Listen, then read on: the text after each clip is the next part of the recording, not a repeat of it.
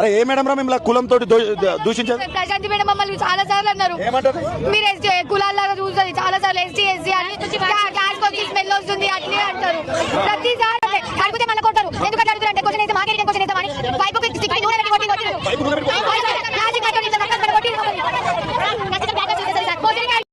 కులపిచ్చి మతపిచ్చి ఎవరిలో ఉండకూడదని చెప్పి బయట పెద్ద పెద్ద న్యూస్ ఛానల్లో డిబేట్లు పెట్టి పెద్ద పెద్ద పొజిషన్లో మంచి మంచి మాటలు చెప్పి అవేర్నెస్ చేస్తుంటే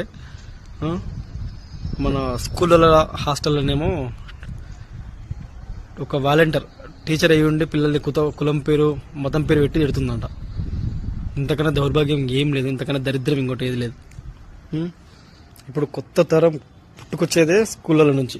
అందరు పిల్లలు చిన్న చిన్న పిల్లలు ఉంటారు కాబట్టి వాళ్ళకి అప్పటి నుంచి అందరూ సమానం, అన్ని కులాల సమానం, అసలు కులాలు అనేటివి ఉండకూడదు, మంచి ఉండాలని చెప్పి నేర్పియాలి అక్కడనే.